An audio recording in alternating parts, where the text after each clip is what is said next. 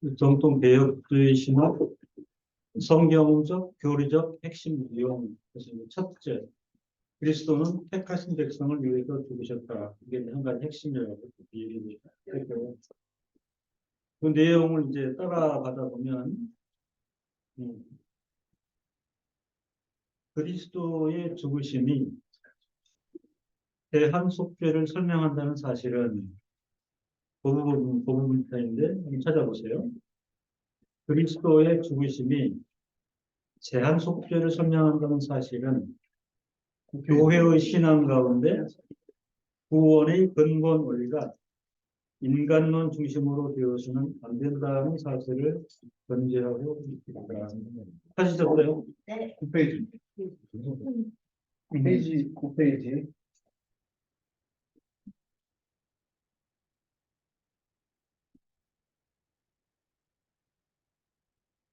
대한 속죄는 그 자체로 여러분 튤립 교리라고 아시나요? 개혁주의 신학을 상징하는 튤립 교리. PULIP에서 세 번째가 Limited Atonement. 그게 이제 제한 속죄예요. 네. 우리 제한 Atonement는 되게 어떻게 해석합니까?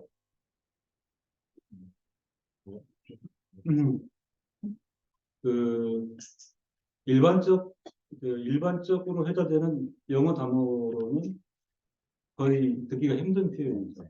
그죠? 예. 그 구속, 그다음에 이제 사죄함을 받은 속죄. 근데 이제 우리에게 확실히 다가오는 건 그 앞에 리미티거든요. 그죠? 요즘 그 상품에 리미티드가 많죠. 한정판. 네? 한정판. 네. 그래서 깜짝 놀랐는데 신발 한 컬레가 네. 그런 신발들을 신고 다닐 수 있나 정도. 머리에 이부자고 이렇게 안고 이렇게 아무나 못 만져보는 거죠. 네. 그게 이제 그걸 갖다가 제한으로 한정 제한으로. 그래서 지난 시간에도 말씀드렸지만 종교개혁이 이제 시작되고 그다음에 성장해서 개혁주의 신학이라고 그 유산으로 정리되는 단계에서는 이 튤립 교리가 완전히 자리를 잡았습니다. 그래서 16세기 말 거쳐가지고 소위 그 중간 점검의 형태로 그 개혁주의 신학이라는 화두가 뽑혔던 계기가 도르트 회의라는 게 있죠. 1618년. 그러니까 개혁주의 신학의 중간 점검. 그래서 이제 개혁주의를 신봉하는 신학자들이 다 모여서 파란의 도로트 레히티에서 개혁주의 신학의 핵심이 무언가를 점검하고 다시금 이제 확립하자 했었는데 이게 자연스럽게 모인 회합은 아니고요. 한 인물 아르미니우스가 촉발을 시켰습니다. 그죠? 아르미니우스가 주장한 것이 이제 소위 보편 구원설. 이 보편 구원설은 제한 속죄하고는 완전히 대척점에 있는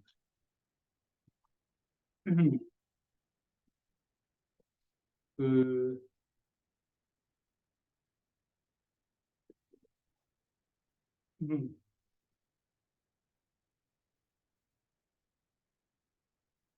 보편 구원설은 어떻게 이해합니까?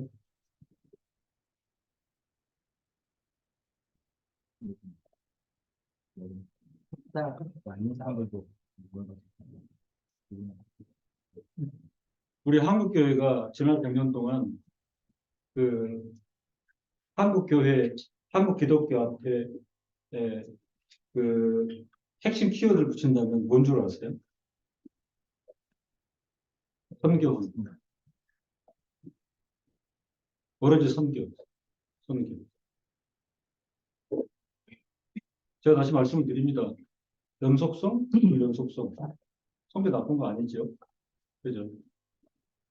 근데 이제 뭐가 비판받냐면 어, 그 독일에서 이제 이 문제 때문에 에, 여러분 독일어 조금 아시나요? 영어의 이즘을 독일어는 뭘로 하면 돼요? 이스미스. 이즘, 이스미스. 에, 미시오니스미스. 이걸 이제 선교, 지상주의, 선교 제의주의. 그러니까 모든 것을 선교로만 비결시키는 이런 그 선교 한국 기독교는 비판받아 마땅하다. 그 제가 이제 그 신학 연구 모임에서 신앙 고백서를 연구하는데 웨스트민스터 신앙 고백서가 이제 1647년에 잉글랜드 팔라먼트에서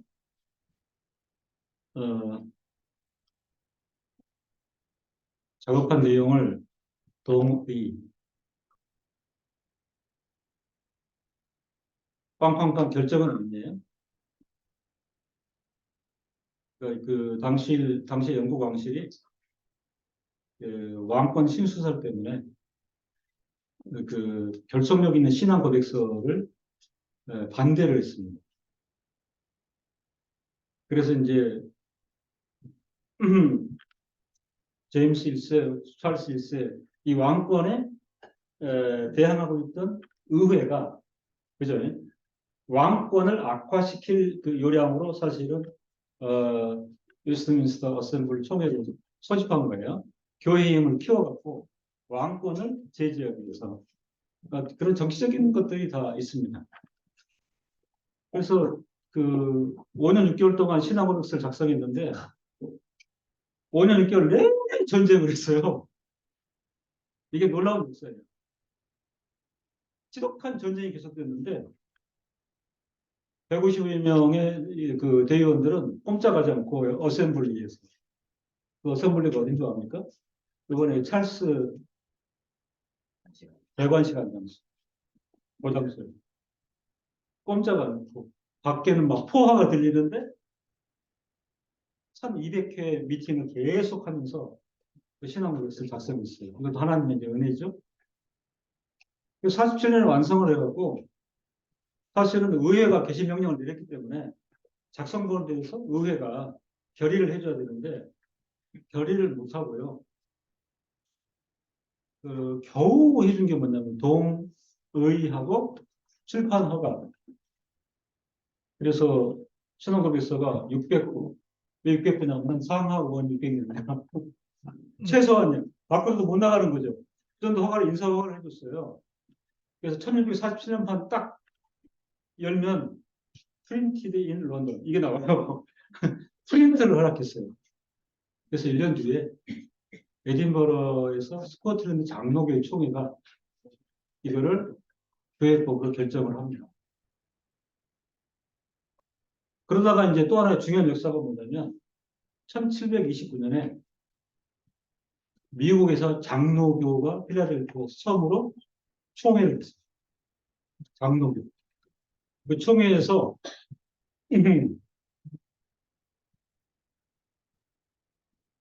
웨스트민스터 신앙고백서를 교회와 모든 성도들이 따를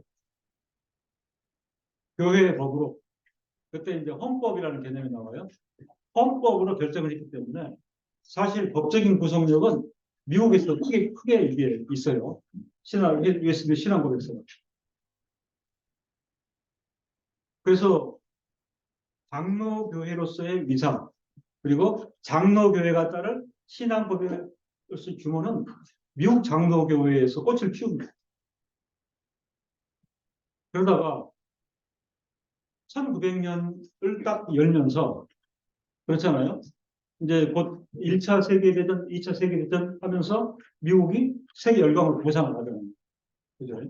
보상을 해가지고 모든 나라 침투에 들어가면서 미국 기독교계가 선교에 대한 열망을 뜨거워져요.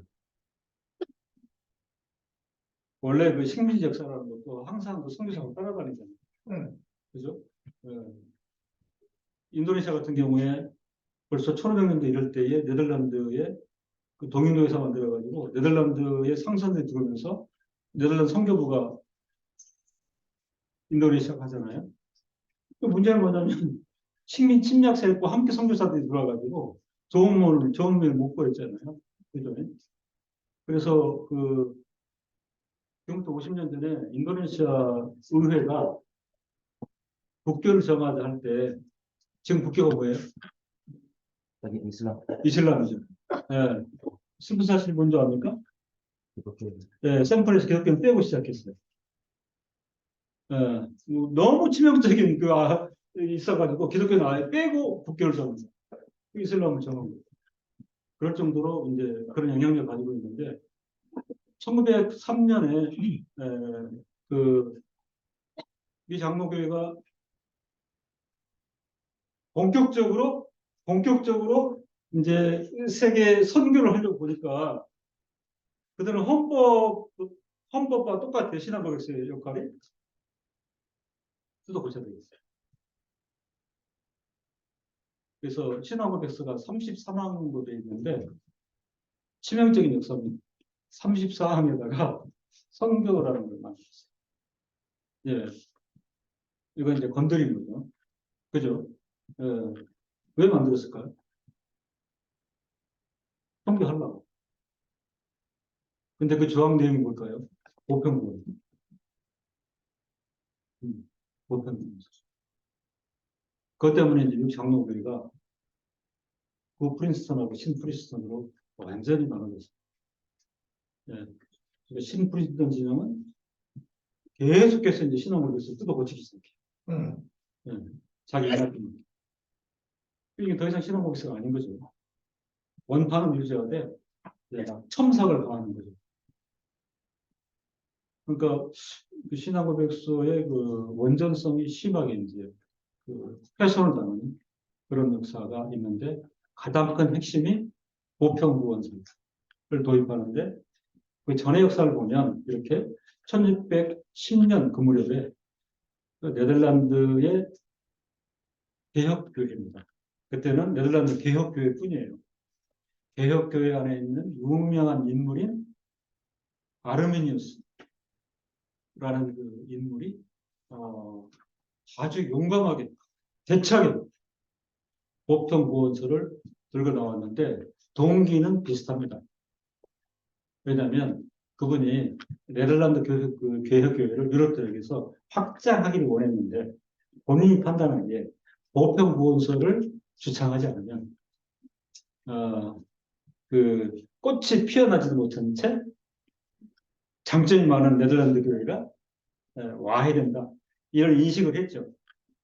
그래서 그 사실은 대다수의 그 네덜란드 교회인들이 아르미니우스를 따랐어요. 왜냐하면 교회를 활성화하고 사람들이 오게 하고 이런 부분을 싫어할 사람이 없거든요. 그런 차제에 이제 신학자들이 그럼에도 불구하고 이건 튤립 교리를 정면으로 훼손하는 것이기 때문에 이부 짚고 넘어가자. 이게 이제 도르트 회의였던 거죠. 그래서 그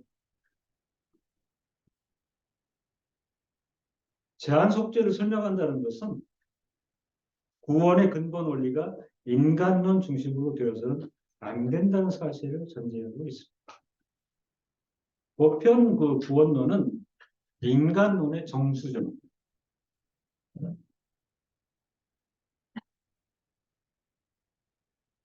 한국교회가 이제 그대로 그죠? 예, 그 유산을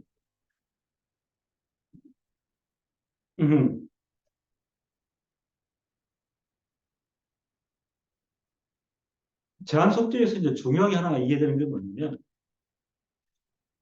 예수 그리스도의 죽으심이 온 세상의 죄를 속죄하기에 충분하지만 요 전제입니다. 그죠?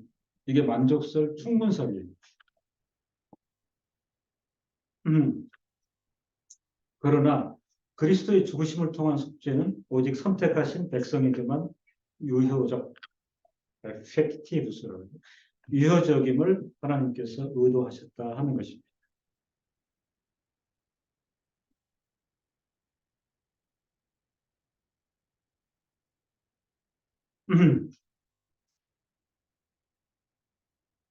인간 보편 이성으로는 이런 논리를 받아들이기가 쉽지 않다 하는 거죠.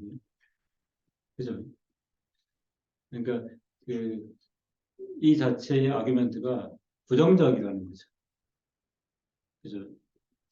그러니까 교회 분위기 전체에 찬물을 끼얹는 거예요.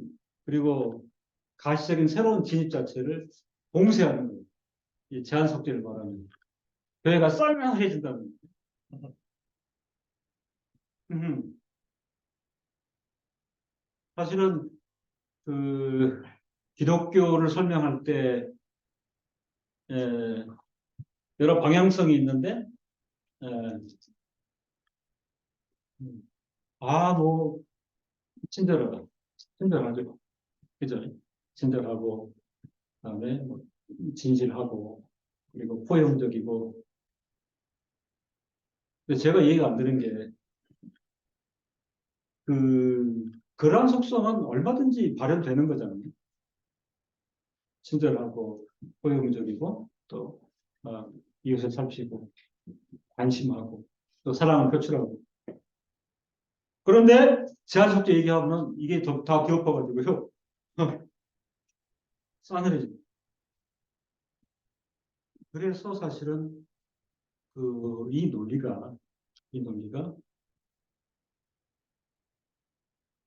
신학교에서 열심히 목사님들이 교육을 통해 가지고 트립글이 다 외우잖아요. 그리고 설명 다 듣잖아요. 야, 이게 맞다. 근데 이제 개척해가지고 교회를 확장하고 하려고 하니까 그거 잘 안 맞는 거야. 그래서 본인이 개척하는 건 아닌데 숨긴다. 뭐 이렇게 이제 표현할 수는 충분히 이해도 되고요. 이해도 되고. 그러니까 1618년에 이 화두를 두고 사실은 유럽 대륙 전체가 들끓어서 결론은 아르미니우스가 정죄를 받고 당시의 정죄 결과가 뭔지 압니까? 네, 화형. 네, 화형을 당합니다. 그러니까 이제 그 결과를 놓고도 오늘날 사람들은 야 너무 기독교가 어떻게 화형을 시키느냐 이렇게 이제 될 수 있었던 거죠. 그래서 이제 그 회의가 시작된 이후에 정식 초청장을 보냅니다. 아르미니우스하고 대표자 13명에게 이름을 적시해가지고 왜 초청장을 보내냐면 이 회의 나와갖고 여러분의 논지를 소명하시고 소명할 기회를 주는 거죠. 충분히 소명하고 두 번째 논쟁하십시오. 네? 네. 근데 이제 본인들이 불리함을 느끼고 참석을 하지 않습니다. 두 번째 기회는 뭐냐면 참석하지 않으려면 서면으로 소명하시오. 기회를 줬어요. 증거가 있어야 되니까. 그분들이 서면 제출을 했죠. 이 서면 제출한 거 가지고 우리 1년 동안 이제 논의를 시작하는데 그겁니다. 보편 구원설에 대해서 제한 속죄의 문제를 두고. 방승환 목사는 개혁주 신학을 따르잖아요. 그죠? 그러니까 대충 제한 속죄가 아니라 이런 역사 가운데 아주 치열하였던 회의와 논쟁과 결정을 깊이 살피고 그 결정문을 존중히 여기고 그리고 내가 교회 목회를 하거나 신학교에서 가르치거나 목숨을 걸고 그 방향대로 가기를 나이 30이 결정을 한 사람.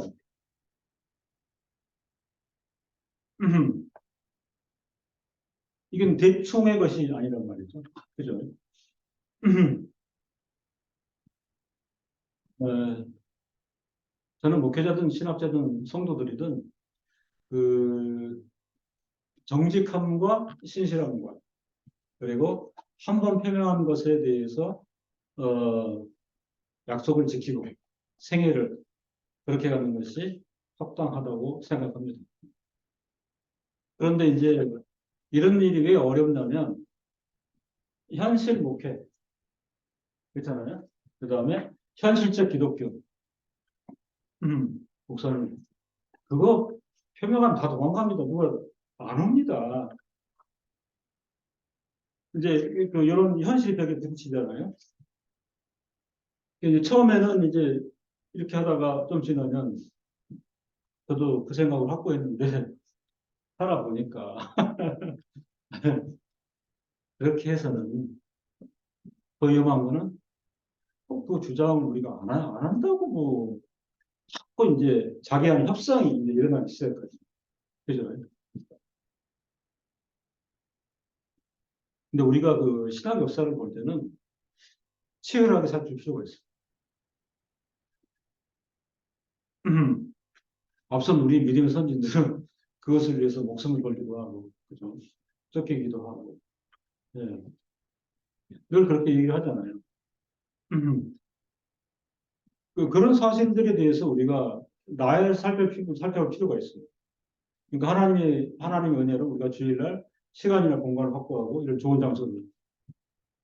근데 쉽지 않아요. 저희 교회는. 맨날 옮겨 다녀. 공간 생기면 옮겨 다니고. 그리고 뭐 주변에 있는 목사님들도 그걸 안타까워하는 그런 분들도 많습니다. 강 목사님 영향도 있는데 그냥 저질러가지고 그냥 제출 내가지고 건물 짓고 그럼 하나님 채우시고 아, 간소가요 저는 그런 거. 그렇게 가기로 했으면 그게 전부지. 그 외에 가시적이나 어떤 그 물리적이나 이런 현실 문제로 굳이 이제 타협하지는 않는 거죠. 이 가치를 최고로 여기고 있기 때문에 그렇다는 거죠. 그 스코틀랜드의 이제 교육 역사는 치열한 게 되게 많잖아요. 그죠? 예. 존 낙스라든가 이런 분들. 칼빈 아카데미에서 교육주 신학을 배우고 몸에 걸면 스코틀랜드 조국에 돌아가서 복음을 전할 수 있도록. 근데 이제 이쪽의 정치가 허락하지 않는 거예요. 그죠? 예. 왕이 카톨릭에 붙던 또는 이제 국교회를 붙던 개혁 세력은 다 배척 세력이 되는 거예요. 정치적으로. 그래서 본인이 뭐 에딘버러라든가 글래스고라든가 사실은 정상적으로 목사 안수를 받고 교구를 맡아서 설교를 하고 있다가 이제 쫓겨나는 거지. 예. 쫓겨나는 거예요. 왕당파에 쫓겨나고 카톨릭 세력에 쫓겨나고 국교파에 쫓겨나고 근데 이제 따르는 성도들이 있어요. 그죠? 이 스코틀랜드의 그 기후가 어마어마하죠. 그죠? 예를 들어 런던 같은 경우는 연중 그죠? 예. 그죠? 레인이 그다음에는 안개. 그러니까 우울할 수밖에 없어요. 근데 스코틀랜드 얘기는 하나도 없는데 바람. 바람. 그러니까 이게 그 아일랜드나 스코틀랜드는 그 괜히 그 펍이 발명한 게 아니에요. 펍이 뭐예요? 퍼블릭. 그러니까 일반 술집이야. 예? 예. 밖에 활동할 수가 없는 거야. 그렇죠? 아침이든 날 점심이든. 그러니까 시간만 나면 이제 거기 들어가가지고 날씨도 우울하고 음침하고 그러니까 뭘로 위를 받아요? 술. 네, 술. 그, 열람되는데 위스키 이런 거 들어보셨죠? 주로 어디가 유명하죠? 예. 근데 사실은 그 이런 술은요 굉장한 모험성이 있는 술이라고 해요. 10년, 20년을 연구하고 있잖아요. 숙성시키고 투자를 해 나오는 술들이 있어요. 이게 사실 형편은 안 맞는데 상황이 상황이 그런 걸 만들 수 있도록. 예. 그러니까 시간만 나면은 그게 그 급작 소설 전부 드러나는 게 뭐냐면 이제 귀족적이거나 좀 돈이 있으면 그냥 뭐 술 먹고 행패 부려 또 집에서 행패 부려 뭐 이혼하고 이렇게 뭐 싸우고 뭐 그런 거의 그 짐승 비슷한 역사가 계속 흘러가는데 그런 환경이에요. 근데 그런 환경인데 예배드릴 장소가 없어요. 그래서 주일날 그런 날씨인데 나가는 거죠. 그죠? 예, 야외에서 적당한 틀을 잡아서 오늘은 이곳, 내일은 저곳 예배를 드렸던 믿음의 선진들. 기독교 역사를 우리가 그 다양한 시각과 다양한 창구를 통해서 들여다볼 필요가 있는데 그 놀라운 일들이 우리 믿음의 선진들에게 너무 많았던 거죠. 네. 우리 저기 베트남에서 온 하자매 이런 얘기 처음 들어보죠. 그러세요? 재밌습니까?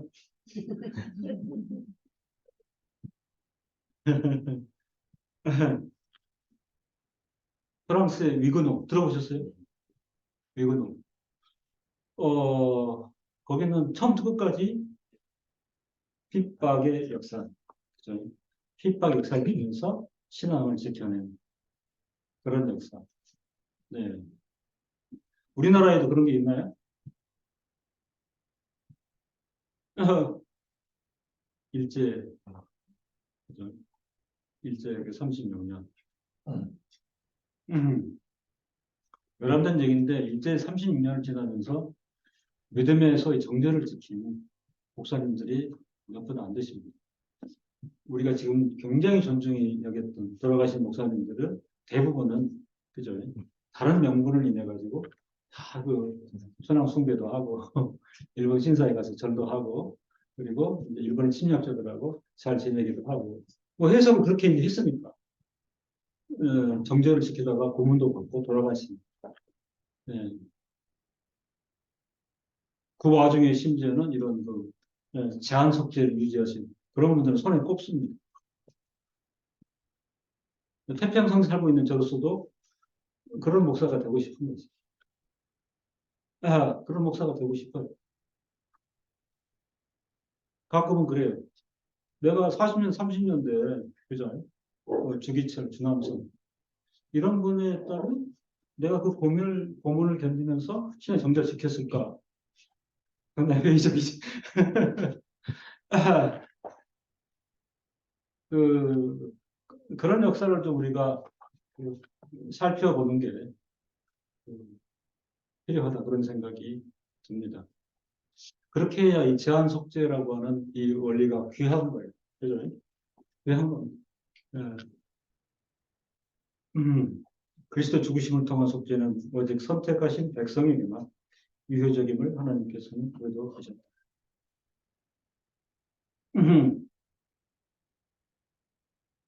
그래서 강조하는 우리의 신앙은 신론적이어야 된다라는 하나의 화두가 됩니다. 자칫 잘못하면 내 안에 있는 다른 나하고 아니면은 다른 대상하고 끊임없이 이제 협상을 벌여가지고 쉽고 간편한 쪽으로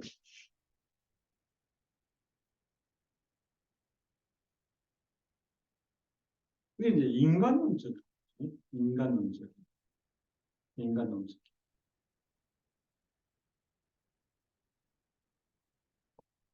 적어도 그리스도는 온전한 하나님이셨다, 온전한 사람이셨다. 그잖아요. 그죠? 그런데 전 세계를 강타했던 오페라, 슈퍼스타 지저스 크라이스트. 거기는 뭐밖에 안 남았어요? 예수 그리스도는 오직 사람이십니다. 거기 세계를 강타해가지고, 어떤 사람은 그래요. 자기 예수 안 믿었는데 그거 보고 기독교 인 되게 됐다고. 잘못 들어. 네? 그죠? 예, 휴먼 히어로 지저스 크라이스트. 예, 그거 보고 나서 예수 믿었다는 거예요. 위험하게 되지. 시작하십니다. 그렇게밖에 타협할 수 없어요. 이 세상 무대에 올리는.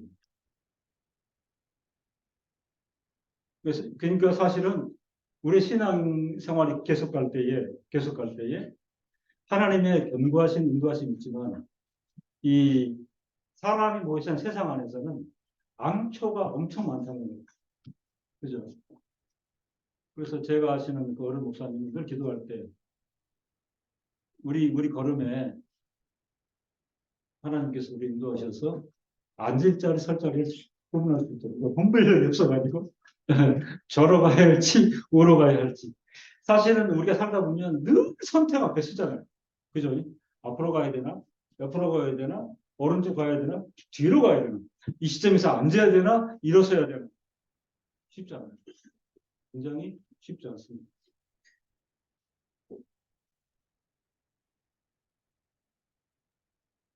저도 개인적으로 그런 사람 중에 한 사람인데 하여튼 뭐 장수하기를 원하잖아요. 그죠? 그 자체 나쁜 건 아니죠. 근데 저는 개인적으로 두려운 게 뭐냐면 장수 좋다. 근데 내 인식이나 판단력이 흐려가지고 예수를 거부할까 봐. 이렇게 말하는 데는 부정때 겪었던 놀라운 사실이 있어서 그래요. 아,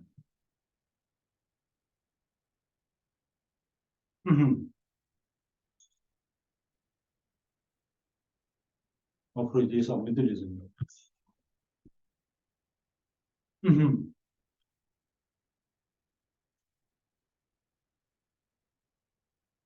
80세 중반 언저리에요. 아, 여러분 어떨 것 같아요? 아, 위해서 기도하고, 응? 교회에서 막, 했는데, 이유가 있으시겠죠. 믿을 예정. 나한테 이걸 감동을 시키면, 그죠? 이게 정신도 흐려지고, 심리경도 있어가지고, 마비 정신이 아닌데, 근데 하나님 안 믿기겠다.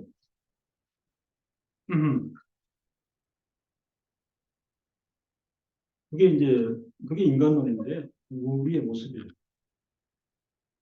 제가 20 몇 년째 나가는 직장이 있는데, 그 직장에 아주 강단이 있는 여자 권사님 한 분 계세요. 그 직장은 그 여성들에게 과장도 안 주는데, 차장, 그러니까 부장 밑에잖아요. 전설이야. 그렇잖아요. 여기 직장은 여성이 과장하기 힘든데, 차장을 하시고서 이제, 그러니까 거의 뭐냐면 여 직원들한테는 롤 모델입니다. 근데 이제 늘 신문에 나와갖고서 설교를 들으시면 그래요. 예. 오늘 설교를 들으니까 하나님 마음에 든다. 어떤 날은 오늘 설교는 하나님 마음에 안 든다. 권사님 마음대로 결정하시네. 위태위태한 거야. 또 하나님 기분 나쁘대요. 우리 같은 경우는. 왜 그러셨을까? 그게 이제 인간이죠. 인간이죠. 예, 인간. 그 신앙 활동도 오래 하고요. 그 다음에 연구도 오래 하면서 느끼는 건 뭐냐면 여러분들도 말씀 보거나 아니면은 해설서 보거나 신학사전 볼 때 이해가 안 되는 부분이 분명 있을 거예요. 그죠? 내 이해는 이건데, 이거는, 예, 일단 묻고 지나가. 뭐 이런 정도로 이제 그 타입을 보는 그런 게 참 많은 거예요. 그죠? 그러니까 제한 속죄라고 하는 것이 사실은 10명 중에 1명 정도의 이해도 주지 못하는 이걸 설명했습니다. 사람들은 떠나가. 근데 이 제한 속죄는 사실은 종교개혁 이후에 기독교를 또 바치는 5가지 핵심 중에 한 기둥이라는 거예요. 그것과 타협이 안 된다는 거예요. 네.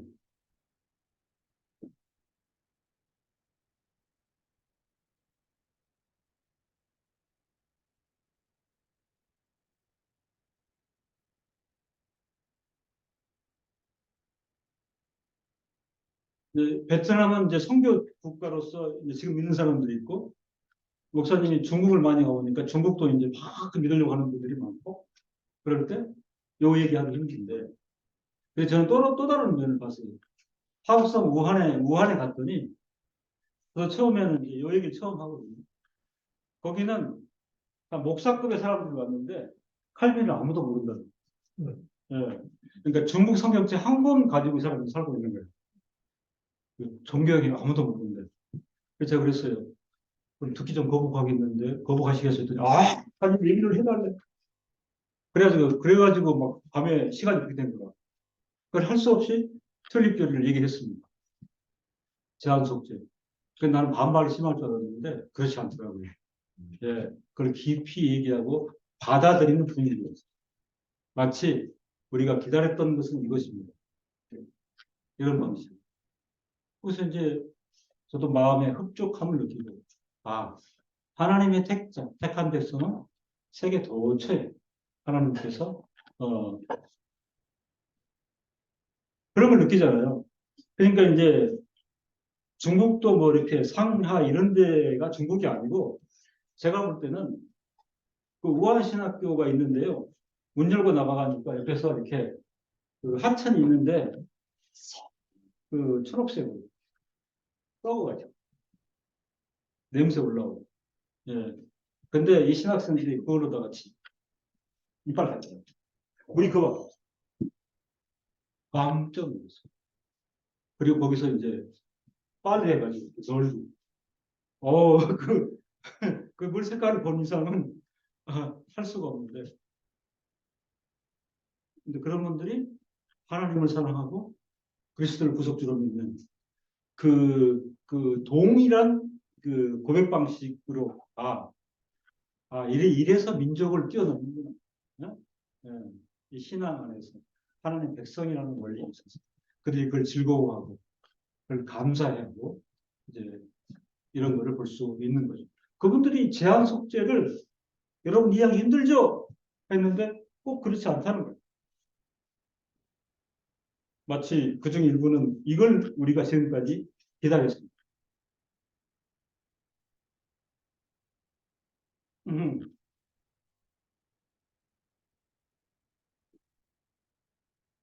여러분 카톨릭 세례관 아시죠? 파체설 이거 한번 설명해 주시면. 파체설이 뭐예요? 이게 보통 심각한 내용은 칭찬받을 때 떡떡 고도들과 예수님의 직접 살가 필요하고 이렇게 생각합니다. 먹고 마시면서 이미 피와 살로 변한다. 딱 그 우리 입에 접촉하는 순간, 실제 예수님이 예, 이걸 소위 화학적 결합, 화학이에요, 화학. 근데요, 이걸 조금 심각하게 얘기하면 카톨릭은 사람들 데려다 놓고 접신을 시키는 접신. 그죠? 신앙이 없더라도요, 먹고 받는 순간 신이 임해 버리잖아요. 이게 접신이에요. 그래서 개혁주의자들은 최고의 미신은 카톨릭이라고.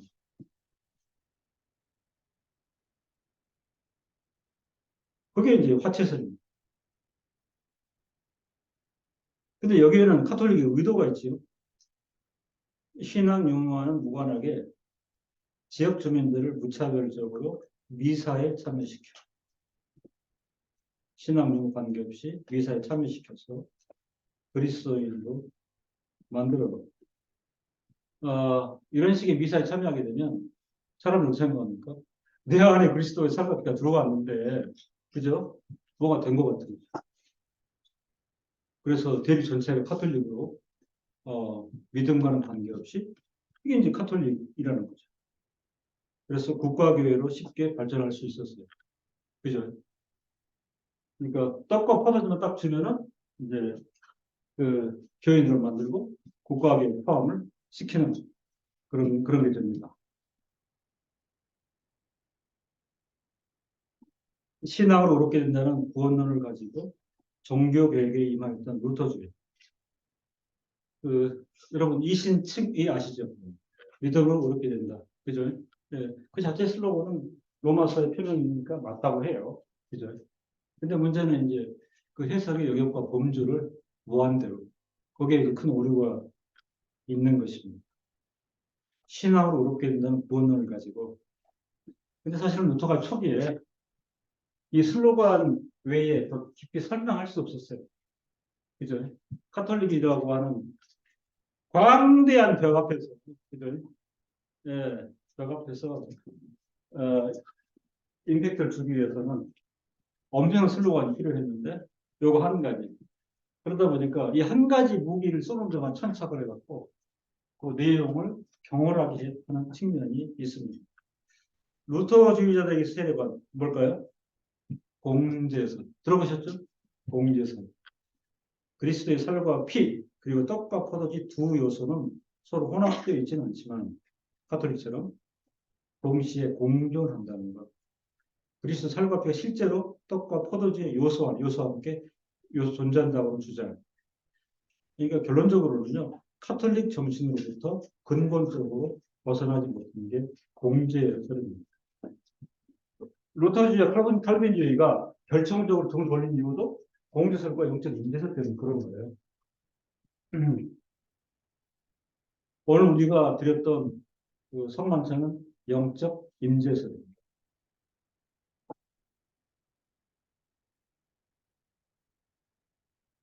그리고 이제 쯔빙글리의 상징설이라는 게 있죠. 그죠? 근데 최근 개혁주의에서는 이 상징설도 그렇게 배척하지는 않습니다. 왜냐하면 효과적으로는 결국은 상징설에 가깝죠. 상징이잖아요. 그죠? 너무 이제 영적인 측면 도외시했다는 것 때문에 논쟁이 있었는데 상징적인 건 맞죠. 그죠? 그리스도와 피를 화채설, 봉제설. 결과적으로 실제적 믿음이 없이도 종교적 참여만으로 그리스도인이 되는 길을 열어놓았고 이러한 전제에 의하여 독일 국가교회로 발전되어 지금까지 남아 있습니다. 그렇죠. 독일과 루터교회죠. 그죠? 예배 가보시면 알겠지만 큰 차이를 발견할 수 없다. 그죠? 의식과 미사 행태가 카톨릭과 거의 흡사한 차별화하지 못한 그런 그 측면이 있습니다.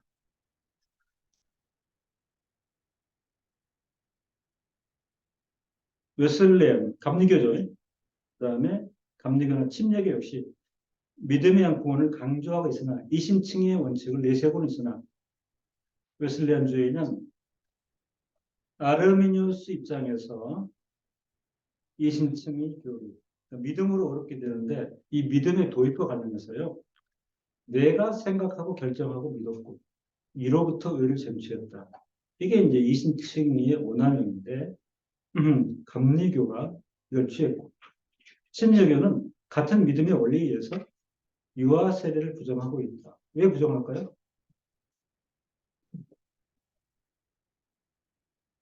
너무 어리기 때문에 저는 자기 결정력을 가질 수가 없다. 네. 유아는 이성과 의지 신앙 고백할 수 있기 때문에 유아 세례는 부정되어야 한다고 주장합니다. 다만 침례교적인 프리탄인 기억할 만한 인물이에요. 존 스미스. 이런 사람은 신앙에 대한 어떤 규정을 긍정적으로 했습니다. 믿음으로 의롭게 된다라고 할 때에 이제 개혁자한테 한 발 더 들어가서 신앙은 뭐냐? 신앙에는 뭐가 있느냐? 그죠? 이걸 살폈습니다. 이 이해는 굉장히 중요해요.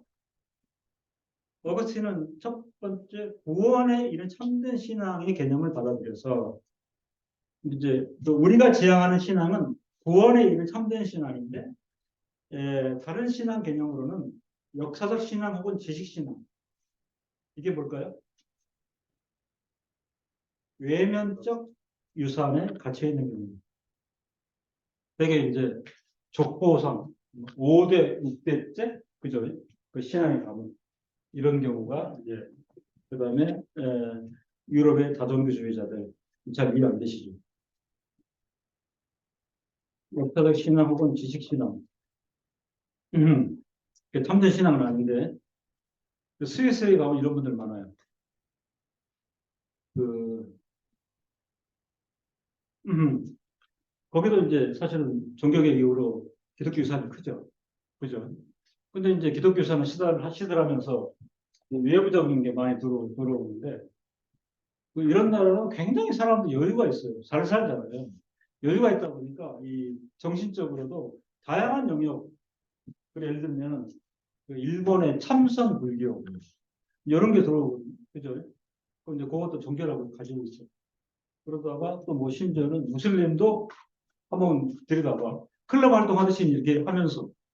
그래서 그 어떤 할머니 한 분을 이렇게 만났는데, 쭈리히에서 오전에는 개혁교회 가거든요. 오후에는 그 이제 불교도 가고요.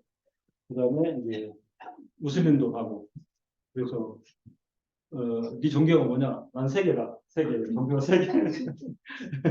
근데, 근데 공부도 했고, 신도 갔고요. 요게 소위 말하는 역사적 신앙, 지식 신앙. 성도들 웃으시는데요. 이게 지금 한국에 전염되어 있어요. 한국에 젊은 그 세대의 지식력이 산 사람들 중에 요즘 다중 종교인들이 되게 많아진다는 게 우려입니다. 예. 맑은 정신으로 기독교도 있는가? 뭐 안다? 그리고 또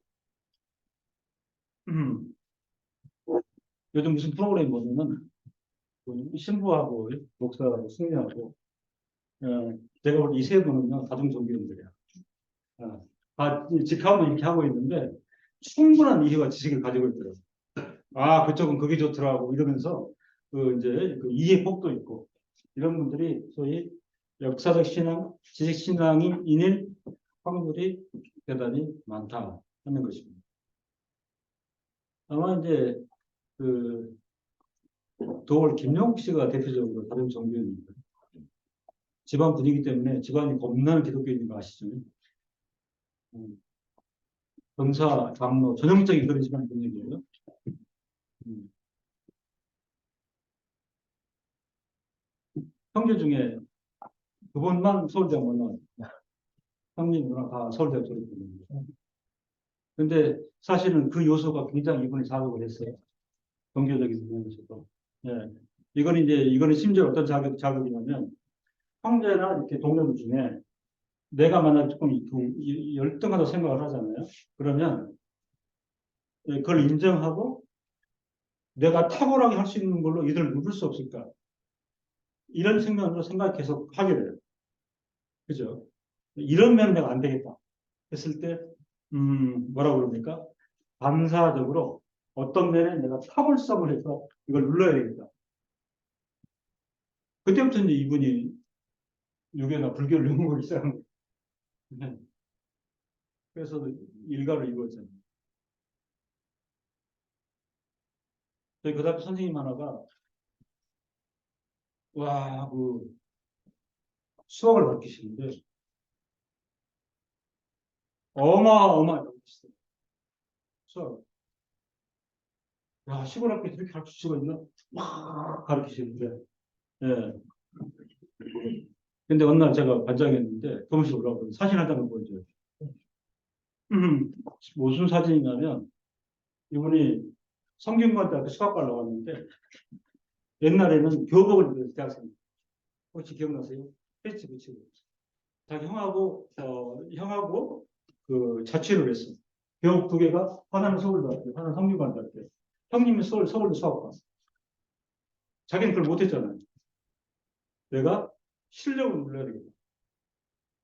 그래서 형님은 그냥 설렁설렁 공부하는데 자기 꿈이 뭐였냐면 당시에 우리나라 최고의 학원이 종로학원과 대성학원. 지금 많은데 양대 산맥이었어요. 양대 산맥. 근데 이제 종로학원도 셌지. 예. 그때 수학 실력을 가장 확실히 가늠한 게 뭐냐면 종로학원의 수학 강사가 되면 최고 실력자야. 상위 1%입니다. 내가 종로학원의 강사가 되어야 되겠다. 그래서 밤한자 공부를 한 거야. 형이, 야, 너 왜 이렇게 공부 열심히 하지? 몰라? 이렇게. 그 대학 졸업하고 종로학원 강사가 돼. 강사 몇 년 하다 보니까 이게 아니다 싶어가지고 임용받아가지고 교사 돼가지고 저희 학교 선생님을 봅니다. 그러니까 이게 종로학원 강사의 실력. 첨삭 지도를 하는데 그건 그렇게 풀면 안 돼. 촥 해야죠. 이게 머릿속에는 형님에 대한 반감밖에 없는 거예요. 그래가지고 힘을 벌써한 거예요. 그런 역사들이 참으로 많습니다. 그러니까 역사적 혹은 지식신앙으로 갈 수 있는 그런 측면들은 그 참신앙 안에 머물지 못할 때, 그죠? 자꾸 이제 다른 종교를 기웃거리거나 아니면은 자기 합리화에 의해 가지고 상대화 시킨다고 그러잖아요. 상대화. 이것도 하나, 저것 중에 하나, 이것도 많은 것 중에 하나 이런 식으로. 그게 소위 말하는 역사적 신앙 혹은 지식 신앙 외면에 갇혀 있는 거죠. 그다음에 이제 기적 신앙이 있습니다. 한국 역사 가운데 이런 분들이 많은데 기적에만 의존하여 신앙을 지탱하는 경우.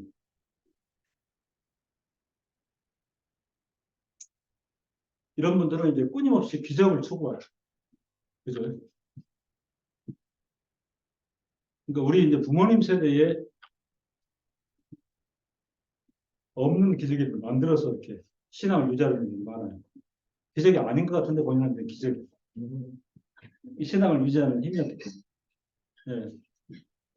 저기 남편한테 일어나는 것도 기적이고, 우리 애들한테 일어나는 것도 기적이고, 기적이 동반해줘야 신앙이 유지되는 이제 그런 부분. 특히 그 피선교 지역에서는 이게 많이 일어납니다. 그죠? 그 인도네시아, 뭐 필리핀에 선교 가잖아요. 그런데 가면 개혁주의 목사라도 요구를 받는 데입니다.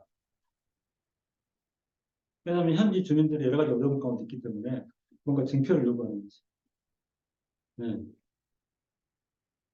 그 물이 오염됐는데 한번 기도를 해주시면 물이 좀 청정해질 수 있도록. 그러니까 처음으로 이제 그런 일을 당해보는 어, 그런 게 이제 많은 거죠. 그래서 기적이나 표적이 없으면 신앙걸음을 걸어가지 못합니다. 네. 사실은 기적은 여러 가지 측면으로 해석할 수 있죠. 우리 삶 전체가 또 기적이라고 충분히 말할 수 있는 그런 근거가 있는데 기적에만 의존하여 신앙을 지탱하는 경우. 그 다음에 이제 일시적 신앙은 누가복음 8장 13절 이하에 바위에 있다는 것은 말씀을 들을 때 기쁨으로 받으나 뿌리가 없어 잠깐 믿다가 시험을 받을 때에 배반하는 자요. 가시떨기에 떨어졌다는 것은 말씀을 들은 자니 지내는 중 이생의 염리와 재리와 일락의 기운이 막혀 온전히 결실치 못하는 자요. 그러니까 아군이 그 일시적 신앙에 갇힌 확률이 높다. 그죠? 말씀을 들었어요. 그리고 들을 때 기쁨도 있었어요. 그런데 이제 어떤 그 요소에 봉착하게 되냐면 염려. 기쁨을 다 이제 앗아가는 거지. 있던 거 다 뺏어가는 거예요. 염려, 염려. 여러분들 염려 많다는 거죠. 염려. 뭐 성품에 따라 틀리기도 한데 가만히 앉았으면 염려 있으면 산을 쌓잖아요. 그죠? 예. 누가 하도 염려가 많으니까 옆에 사람 와가지고 하나 워낙 염려 많으니까 내가 하나 더 얹어줄게. 염려가 많아. 그죠? 염려. 현대인들의 사실 정신을 가장 그 병들게 하는 게 염려의 문제입니다. 네. 그 부모님도 그렇잖아요. 자식들이 장성했는데 그 우리 아들도 운전을 하니까 염려가 돼요. 그죠? 예. 늘 운전하시잖아요. 예. 우리 전사님 안전하게 운전 잘 하시도록 예. 염려가 돼요. 왜냐하면 뭐 그렇잖아요. 뭐 왜냐하면 나만 방어운전하고 된다는 게 아니라 요즘 막 음주운전 해가지고 대낮에 역주행하고 이런 사람도 많으니까 내가 피하려고 된 게 아니라 하는 게 아니라 지켜주시고 뭐 이런 거. 또 이제 학생들 각종 시험 또 뭐 합격도 해야 돼. 이제 질병 그죠? 질병 요즘 아프면 안 되잖아요. 그 남양주 신회장 월요일 날 수술을 했는데 월요일 날그 뇌종양 수술이 잡혔거든요. 근데 그 전주 수요일 날 같이 앉아 있었어요. 병원에서 계속 연락이 오는 거예요. 연기하면 안 될까요? 연기하자고. 자기는 회사에서 그때 이걸 연관을 해놨기 때문에 미룰 수가 없다는 거라. 근데 자주 적용하는 거예요. 이해는 하지. 사람이 없으니까. 그죠? 그러면 이제 그때 수술 못하면 어떨까? 그것도 이제 염려.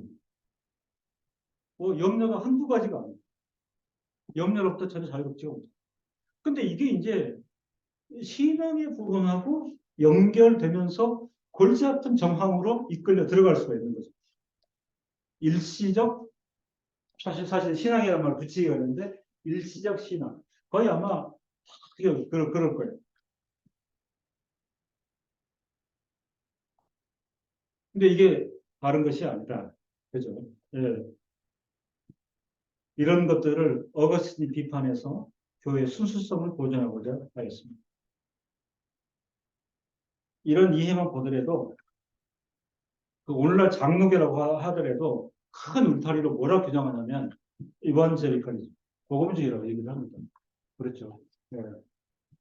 뭐, 더러 이제 요즘 신학생들이 교수님, 뭐, 다 복음주의 아닙니까? 뭐가 잘못됐습니까? 이제 이렇게 하는데,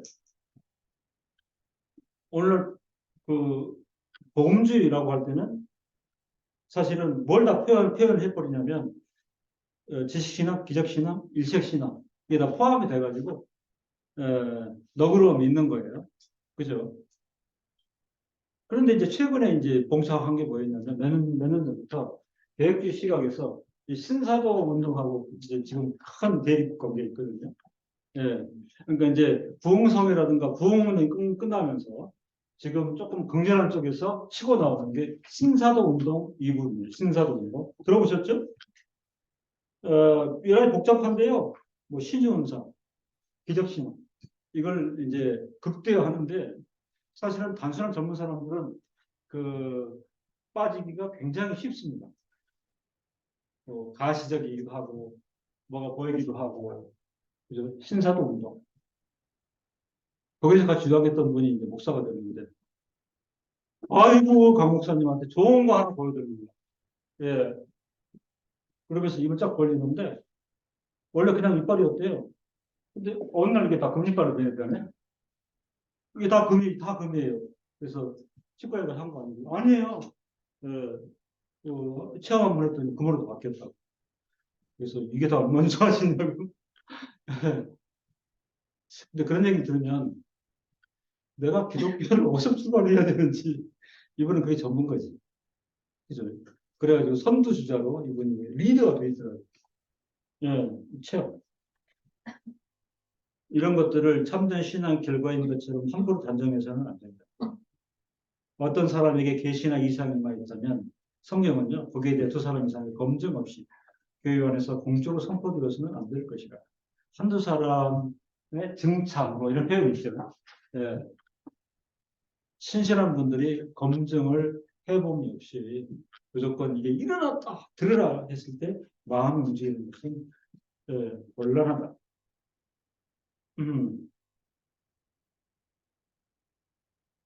신사도 운동 관련해서 어, 대적이나 표적이 일어나는 것이 그 그리스도의 공생의 방식을 그대로 재현합니다. 그렇게 말하게 되면은 이제 뭐 관계가 있냐면 직접 계시라는 측면이 당시에도 뭐 하나님 말씀하신 그렇게 이루어지지 않았느냐 오늘날도 이어지고 있다. 그래서 이제 직접 계시의 종교이라는데 개혁교회는 관심하고 있습니다. 66권 성경 정경 구성 완성입니다. 근데 여러분 좀 관심을 가지고 보시면 지금 한 71, 72 이렇게까지는 막 얘기하는 것 같아요. 로마복음 그래서 71, 72 지금 계속 늘어나는 중에 있어요. 예, 심지어는 해외의 어떤 교단들은 66권이 아니라 72권. 해외에 가서 놀라는 사람들이 많아요. 이게 버젓한 복분 교회인데, 예, 그 다음에 전통적으로 굉장히 오랫동안 유지해온 그 성경 책들이 있어요. 대표적으로 지혜서, 구약 지혜서, 예, 마카비서, 그다음에 바룩, 구약에는 세 개, 네, 이거 기본이고 이런 것들은요 독일 같은 데 보면 웬만한 성경에 다 들어가 있어요. 그죠? 근데 사실은 한국에서 개혁주의 얘기하면서 굉장히 제한적으로 절제를 하고 있는 39권. 그 우리로서는 웨스트민스터 신앙 고백서에 이게 적시가 돼 있어요. 66권으로. 그러니까 이게 신앙 고백인 거예요. 66권이라고 주장하는 거예요. 이렇게 믿는 거는 교회 기초로서의 그런 계시가 종결되었다는 것을 믿을 뿐만 아니라 성령은 성경 밖에서 그리고 그것을 넘어서 역사하는 것이 아니라 항상 성경과 더불어 성경을 통하여 역사하신다는 의미에서 종결되었다는 말이 됩니다. 참된 신앙의 정의에 대한 퓨리탄 침례 교인이 고백하는 어거스틴주의에도 불구하고 아까 존 스미스를 말하는 것인데요. 침례교가 유아 세례를 부정하거나 재세례를 주장하는 경우 혹은 가시적인 중생의 체험과 확신을 요구할 때 거기에 아르민스주의의 만인구원, 보편구원, 구원의 최종 결정을 인간의 이성에 맡겨놓은 걸 열어놓는 유형이 조사되고 있는 것입니다. 그러니까 이거는 엄청난 전쟁인 거죠. 그죠? 예. 인간의 이성에 의한 결정을 전혀 열어놓지 않고 있다 하는 것이죠. 이 모든 입장들에 비해 개혁주의자들은 신론에서뿐만 아니라 구원과 교회 관련해서도 예정론을 강조하고 있습니다. 신앙은 하나님의 선물이요 성령의 열매이며 그 근원은 하나님의 영원한 속성에까지 연결되어진다고 규정할 수 있다는 사실입니다. 이게 이제 루터가 잘못 이해하고 있는 이신층에 대해서 못을 박는 거예요. 예, 신앙이 어떻게 도입이 되었노? 신앙이 어떻게 왔나? 원천 봉쇄를 하고 어떤 걸 규정하고 있습니다. 하나님의 선물이요. 뭐에 나옵니까? 구원의 서적. 구원의 서적 5번째 항목이 신앙이에요. 신앙은 성령의 열매입니다. 그 근원은 하나님의 영원한 속성에까지 연결되어진다는 것입니다. 예정론을 통하여 구원에 있어서 인간의 역할을 본질적으로 그리고 전적으로 규정하였고 이렇게 규정된 예정론은 교회 안에서 인간의 오용을 제거하는 근본적인 뿌리가 되었으며 동시에 참되게 믿는 자들에게는 큰 위로와 확신을 가져오는 교리가 되었습니다. 루터주의는 이신층 교리만 가지고 어느 정도는 의식적이고 제도적인 교회가 그런 종교사회 비판을 성공하였어도 그러나 원치 않게도 이제 한계가 어디서 드러나냐면은 계시성적 관계입니다. 구약 율법을 극복하여 복음으로 가는 선언을 파괴했고, 그러니까 이게 이제 루터의 작품이거든요. 율법과 복음. 제목은 율법과 복음인데요. 그 책을 읽어보면 율법을 극복하고 은혜로. 지금 이제 이런 논지예요. 예, 그건 말이 안 된다는 겁니다. 성화. 성화가 이제 구원의 서정이 나오죠. 중생, 소명, 칭의, 그 다음에 입양, 신앙, 회개, 성화, 영화. 이게 구원의 서정인데요. 구원의 서정을 도외시하는 결과를 낳았지만, 왜 도외시합니까? 하나님의 구원의 서정 보면은 신앙이 5번째에 가 있죠. 그죠? 그러니까 구원의 서정 전체 주체는 삼위일체 하나님이신데, 그 안에서 5번째 하나님의 선물로서의 신앙이 있는데, 이 신층의 루터주의의 해석은 뭡니까? 네가 결정해가지고 신앙을 가지면 어렵게 되는 거예요. 그러니까 신앙의 결정권을 사단에게 돌리는 그런 요소가 다분하고 그러니까 이 요소야말로 보편 구원을 서포트하고 오늘 현대교회가 돌입할 수 있는 근거를 마련하는 거예요. 그죠? 그래서 저는 그걸 가르쳐서 사형리의 단순성과 위험성이에요. 사형리 아시죠? 그죠? 구원 문제를 놓고 몇 분 안에 승부를 본다. 제가 신학교 다닐 때 개혁주 신학교 표방했는데도 그 선교학 강사분하고 굉장한 싸움을 했습니다. 현재 동산학교 이사장이신데 안산에 선교학 우리 점수를 어떻게 주냐면 한 학기가 지나가잖아요. 그러면은 그 어, 한 사람이 10장씩 줍니다. 일단 10장씩. 제목이 들어가 있었는데, 이걸 가지고 그 길거리 나가서 구원 초청을 하라는 거예요. 구원 초청. 그 얘기 들어보셨어요? 구원 초청. 일시, 장소, 내용. 그래가지고, 무슨 있습니까? 예 하면 이제 완결이 되는 거야. 이거 10장을 내야 돼요. 그래 점수가 나오는 거예요. 근데 얼마나 어려웠겠어요, 우리가. 그런 의지가 없고. 근데 우리 학교 바로 옆에가 아주대학교가 있어요. 다른 데 가수 없으니까 수백 명의 신학생들이 아주대학교를 가가지고 엄청 괴롭혔어요. 학교에서 항의가 온 거야. 어? 주구장창 아주대학교 가가지고 학생들을 붙잡아 놓고 이제 그렇게 하니까. 근데 그분이 이제 우리한테 되게 못마땅해. 실력 있는 신학생도 아닌데 엉망진창이다.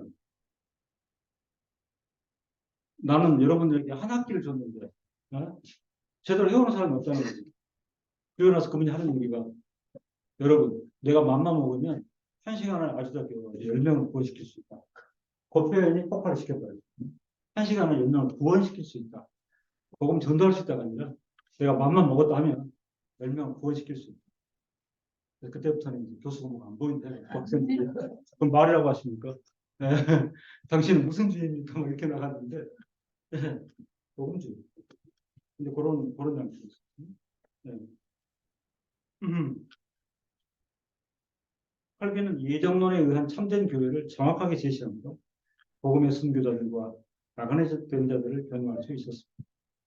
예정론은 이제 개척하는 교회의 신실함과 정성을 제공할 뿐만 아니라 개척된 교회의 내적인 성숙을 가져다 줍니다. 칼빈이 교회 3대 표준을 얘기했는데 첫 번째가 말씀의 참된 선포, 두 번째가 성례의 정당한 시행, 세 번째가 권징의 신실한 실행. 예정론이 바탕이 돼야 이 세 가지 표지가 풍성하게 꽃피울 수가 있는 거예요. 이렇지 않으면요. 세 번째가 권징이잖아요. 그죠? 예정론이나 제한 속죄가 설명되지 않으면 권징을 할 수가 없습니다. 당신이 뭔데? 왜? 그게 베이스에 깔려야 권징이 됩니다. 사람 앞에서는 정죄를 받아도 그런 말미암아 하나님 안에서는 영원히 정죄받지 않고 구원받도록 하기 위한 정죄가 실행될 수 있다 하는 것입니다. 그래서 예정론에 대한 이런 의미의 말씀을 드렸습니다.